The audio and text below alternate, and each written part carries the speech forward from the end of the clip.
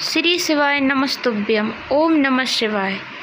मेरे चैनल पर पहली बार आए हैं तो चैनल को सब्सक्राइब और लाइक करना ना भूलिए। पंडित जी प्रदीप मिश्रा जी द्वारा बताया गया है उपाय है जो कि एक बेलपत्री का है। ध्यान से सुनिए। मात्र एक बेलपत्री का पत्ता जिसके भीतर ब्रह्मा भी है, विष्णु भी है, शिव भी है, और इस बेलपत्री के बीच वाली पत्ती से लेकर जहां दो पत्तियां रहती हैं उस पत्ती के बीच में जो गेप होता है डंडी का, इसमें 64 योगनियां भी है। 64 योगनियां देवियां भी इसके अंतर्गत विराजमान है। और उस डंडी के नीचे जहां दो पत्ती है, इस दो पत्ती के नीचे की जो लंबी डंडी रह जाती है इसमें 33 कोटि देवताओं का भाग है। उस डंडी के नीचे जो छोटा सा एक मोटा सा भाग रह जाता है, कई बार आप लोगों ने बेलपत्री को तोड़ा होगा तो नीचे एक मोटा सा भाग रह जाता है महाराज, उसके अंतर्गत सारे तीर्थों का भाव जागृत रहता है। उस बेलपत्री को केवल साधारण ना समझे, शिव को अगर समर्पित कर रहे हैं तो वो संपूर्ण उसी के अंतर्गत संपूर्ण।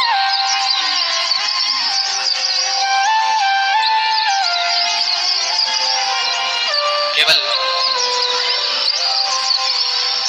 आप लोगों ने बेलपत्र अगर कभी शिव जी पे चढ़ी हुई, हम तो कई बार निवेदन करते हैं कि आप उसका सेवन हफ्ते में एक बार, जिसको भी शुगर हो, बीपी हो, थायराइड हो, हफ्ते में एक बार शंकर जी पे चढ़ी हुई बेलपत्र अवधूतेश्वर महादेव के नाम से, कौन से महादेव? अवधूतेश्वर महादेव के नाम से खाना प्रारंभ कर देना हफ्ते में एक बार। और जिसके भी घुटने में प्रॉब्लम रहती है या डॉक्टर ने बोल दिया कि घुटना बदलना पड़ेगा, तो उनके लिए निवेदन है शिवरात्रि के दिन रात्रि को 12 बजे शंकर जी पे चढ़ी हुई बेलपत्र, भगवान शंकर पर चढ़ी हुई बेलपत्र, शिव जी के मंदिर पर ही बाहर खड़े होकर शिखर का दर्शन कर उस बेलपत्र को चबा चबा कर खा लीजिए। घुटना बदलने की जरूरत नहीं पड़ेगी, कभी भी घुटना बदलने की। और कई लोगों ने प्रैक्टिकल करके देखा है, आपके बीच में ही लोग बैठे होंगे, बहुत सारे आपके भीतर बैठे होंगे। भगवान भूत भावन भूतेश्वर मेरा शंकर, मेरा कैलाशी, मेरा अविनाशी, मेरा शिव है। इस मृत्यु लोग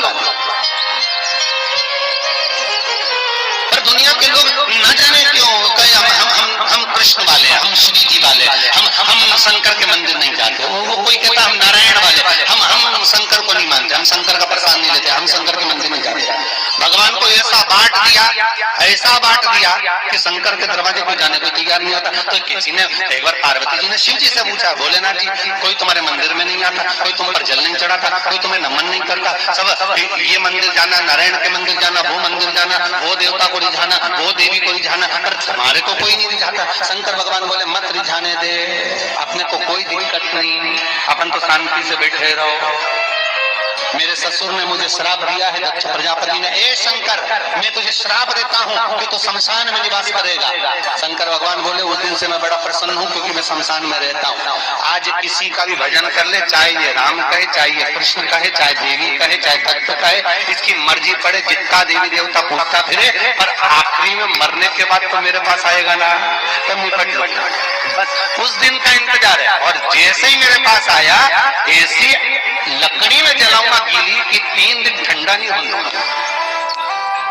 जिस पुराण को हम श्रवण करने के लिए बैठे हैं, ये पुराण कोई साधारण सा नहीं, इसको कोई साधारण सा ना।